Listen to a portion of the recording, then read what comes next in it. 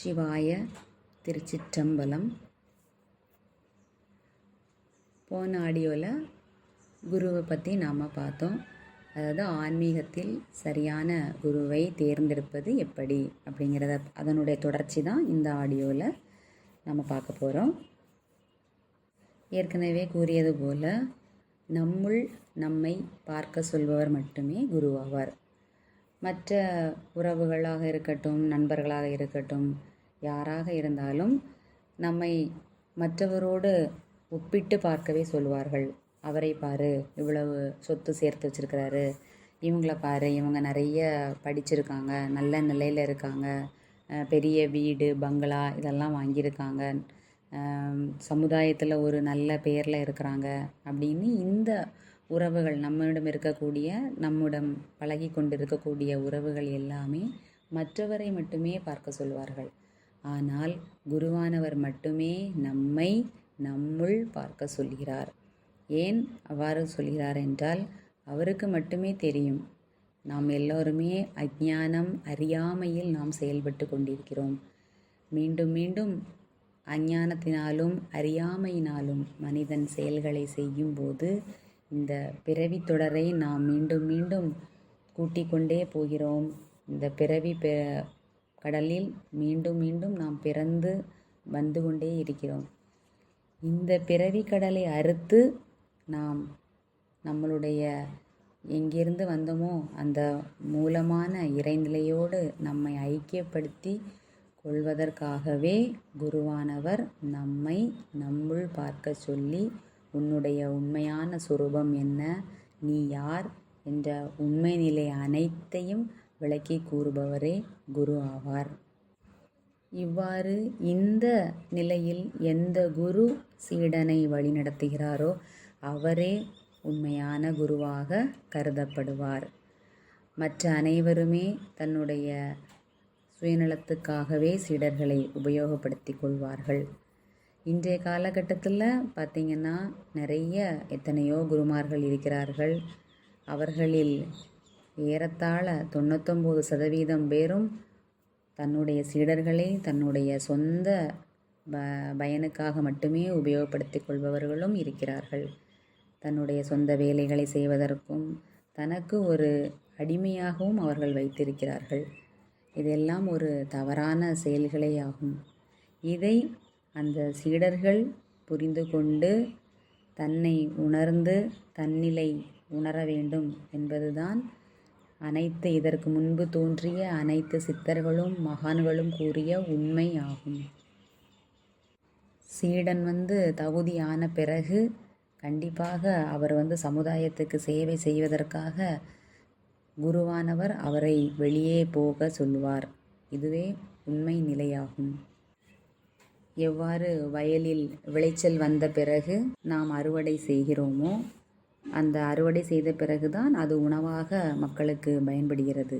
அதே போலத்தான் சீடன் பக்குவ நிலைக்கு வந்த பிறகு குருவானவர் அவரை நீ உலக மக்களுக்கு சேவை செய்வதற்காக உன்னை தயார்படுத்திக்கொள் என்று கூறுபவரே குருவாக கருதப்படுகிறார்.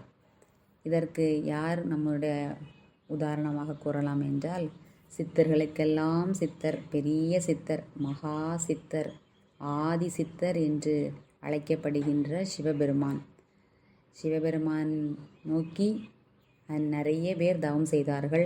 அதில் கடைசி வரை அவருடன் இருந்து தவம் இயற்றியவர்கள் சப்த ரிஷிகள் என்று அழைக்கப்படுகிறார்கள். அந்த சப்த ரிஷிகளையுமே சிவபெருமான் தன்னுடைய பக்கத்தில் வைத்து கொண்டு, நீங்கள் எல்லோரும் எனக்கு சேவை செய்யுங்கள், எனக்கு பாத சேவை செய்யுங்கள், எனக்கு தொண்டு செய்யுங்கள் என்று அவர் கூறவே இல்லை. அந்த சப்த ரிஷிகளையும் 7 இடங்களுக்கு அவர் அனுப்பி வைத்தார். நீங்கள் எல்லோரும் சென்று அறியாமையிலும் அஞ்ஞானத்திலும் இருக்கக்கூடிய மக்களுக்கு உண்மை நிலையை எடுத்து கூறுங்கள். அவர்களும் உங்களைப் போல இந்த உண்மை நிலையை உணரட்டும் என்று கூறிதான் அவர்களை 7 இடங்களுக்கும் 7 ரிஷிகளையும் அவர் அனுப்பி வைத்தார். குருவானப்பட்டவர் எப்பொழுதுமே தன் சுயநலம் இல்லாமல் உலக நன்மை அனைத்து ஜீவராசிகளும், உலகத்தில் வாழ்கின்ற அனைத்து ஜீவராசிகளினையும் நலன்களை கருதில், அதாவது எண்ணத்தில் கொண்டவர் மட்டுமே உண்மையான குருவாக விளங்குகிறார்.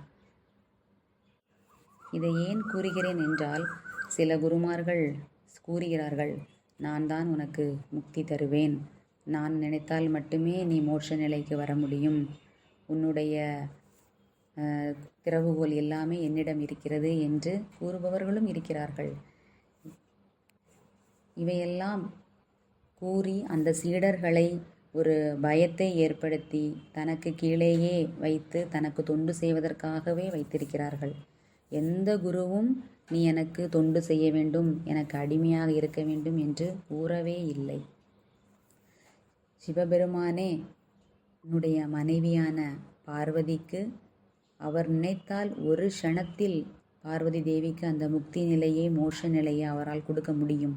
ஆனால் அவரும் அந்த தேவிக்கு நிறைய யோக சாஸ்திரங்களை கற்றுக் கொடுத்து அதை அந்த தேவியாரும் பயிற்சி செய்துதான் சிவனை அடைந்தார்கள் என்பது நம் அனைவருக்கும் தெரிந்த உண்மை. இதை ஏன் கூறுகிறேன் என்றால், நான் ஏற்கனவே கூறியது போல பெண்கள் சீக்கிரமே ஆன்மீகத்தில் இருக்கும் குருவை நம்பி விடுகிறார்கள், சீக்கிரமே ஏமாற்றப்பட்டும் விடுகிறார்கள். ஆகவே பெண்களே, நீங்கள் உங்களுடைய அந்த இறைவன் கொடுத்த புத்தியை நாம் கூர்மையாக உபயோகித்து இந்த குருவானவர், நாம் இருக்கும் குருவானவர் நம்மை நல்வழியில் வழிநடத்தி செல்கிறாரா அல்லது நம்மளை தவறான வழிக்கு வழிநடத்தி செல்கிறாரா என்று பெண்கள்தான் தன்னுடைய அறிவு கொண்டு உபயோகிக்க வேண்டும். அந்த சிவபெருமானாக இருக்கக்கூடியவரே பார்வதி தேவிக்கு அத்தனை பயிற்சியும் கொடுத்து தான் அவர் அந்த நிலைக்கு தன்னோடு பார்வதி தேவியை தனக்கு இடது பாகமாக அவர் கொடுத்தாரே தவிர, அந்த அம்மாவும் மிக எளிதாக ஒன்றும் விரைவில் ஞான நிலையை அடைந்து விடவில்லை. ஆகவே எல்லோருமே பயிற்சி செய்து நாம் சாதனை செய்து குருவினுடைய அனுக்கிரகத்தோடு குருவினுடைய கிருபையோடு நாம் செய்தால் மட்டுமே அந்த நிலைக்கு நாம் செல்ல முடியும்.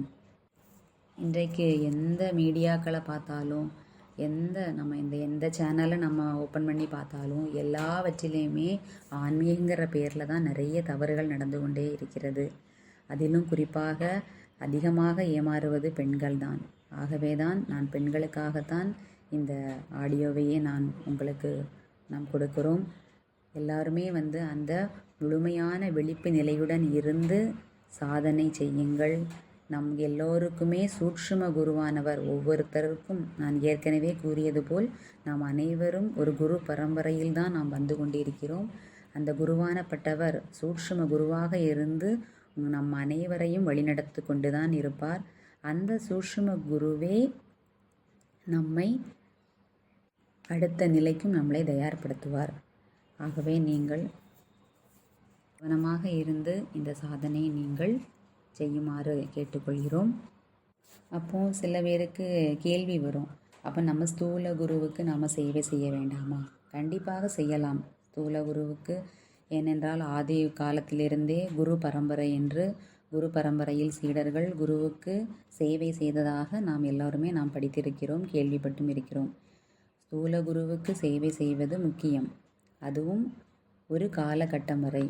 அதற்கு பிறகு அந்த குருவானவர் இந்த சீடன் தகுதி ஆகிவிட்டான் என்று நினைத்து அவரே என்ன செய்வார், அந்த குருவை அந்த சீடனை வெளியே போகச் சொல்லி, நீ இனி மக்களுக்கு உலக மக்களுக்கு நீ சேவை செய்ய வேண்டும், நீ அதற்கு பக்குவம் ஆகிவிட்டா என்று அந்த குருவானவரே சீடனை வெளியே அனுப்புவார்.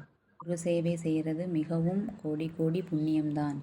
அதனால தான் திருமூலர் திருமந்திரத்திலேயே பாடியிருக்கிறாரு, தெளிவு குருவின் திருமேனி காணல், தெளிவு குருவின் திருநாமம் செப்பல் அப்படிங்கிற அந்த பாடலை அவர் இயற்றியதன் காரணமே குருவை பற்றி, அதாவது குருவை பற்றி குருவினுடைய புகழை நாம் சொல்லிக்கொண்டே போகலாம். கபீர்தாசரும் அவ்வாறே கூறுகிறார், குருவினுடைய மகிமையை எழுதவே முடியாது. அந்த அளவுக்கு இறைவனும் குருவும் என் முன்னே ஒரு சேர தோன்றினால் நான் முதலில் வணங்குவது குருவைத்தான் என்று கபீர்தாசர் தன்னுடைய பாடல் வரிகளில் மிகவும் அழகுற கூறியிருக்கிறார். அந்த அளவுக்கு பெருமையானவரே குருவாவார். ஆனால் எப்படிப்பட்ட குரு என்பதை நாம் ஆராய வேண்டும்.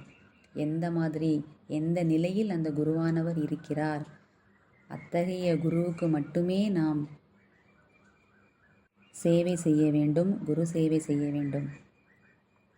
அகஸ்தியர் தன்னுடைய நூல்களில் எல்லாம் சரியான குரு எப்படி இருப்பார், ஒரு ஆன்மீகத்தில் சரியான குரு எப்படி இருப்பார் என்பதையும் அவர் தன்னுடைய பாடல்களில், ஞான பாடல்களில் நிறைய அவர் எடுத்து கூறியிருக்கிறார். தங்களுக்கு நீங்கள் அனைவரும் வாய்ப்பு கிடைத்தால் அகஸ்தியர் எழுதிய அந்த பாடல்களிலெல்லாம் நீங்கள் பார்க்கும்போது உங்களுக்கு இன்னும் மேலும் மேலும் அந்த ஞானம் விளங்கும். ஏனென்றால் சித்தர்கள் அனைவருமே பாடல்களை மறைமுகமாக, அதாவது எந்த பாடல்களிலுமே அவர்கள் நேரடியான விளக்கம் கொடுத்திருக்க மாட்டார்கள், மறைமுகமாகவே அவர்கள் விளக்கம் கொடுத்திருக்கிறார்கள். அந்த விளக்கத்தை நாம் அவர்கள் எந்த நிலையிலிருந்து எழுதினார்களோ அந்த நிலைக்கு நாமும் செல்லும்போது அவர்களுடைய அந்த அனுக்கிரகம், அந்த கிருபை நமக்கு ஆசீர்வாதம் கிடைக்கும்போது மட்டுமே நாம் அந்த நிலைக்கு சென்று அதனுடைய உண்மை நிலையை உணர முடியும். ஆகவே ஆன்மீகத்தில் சரியான குருவை நாம் தேர்ந்தெடுப்பது நம் அனைவரிடமும் நம் உள்ளே இருக்கக்கூடிய சூட்சும குருவே நமக்கு அதை உணர்த்துவார். ஒவ்வொருத்தருடைய மனமானது தான் குருவாக செயல்படுகிறது. குரு என்பவர் வெளியில் இருப்பவர் அல்ல, குரு என்பவர் நமக்கு உள்ளே இருக்கிறார். வெளியில் குரு இல்லை, குருவானவர் நமக்கு உள்ளேயே இருக்கிறார். வெளியில் இருப்பவர் ஸ்தூல குருவாகவும் நம் அகத்தில் ஒவ்வொருத்தருக்கும் சூட்சும குரு இருந்து செயல்படுத்துகிறார் என்பதை மனமே குருவாக செயல்படுகிறது என்ற உண்மையையும் நாம் புரிந்து கொள்வோம். நம் அனைவருக்கும் சூட்சும குருவாகவும் இருந்து வழி நடத்துபவர். அந்த சூட்சும குருவை தேர்ந்தெடுப்பது நம் ஒவ்வொருவர் கையில்தான் இருக்கிறது. எனக்குள்ள குரு உங்களுக்கு இருப்பாரான்னு தெரியாது, உங்களுடைய சூட்சும குரு எனக்கு இருப்பாரான்னு தெரியாது.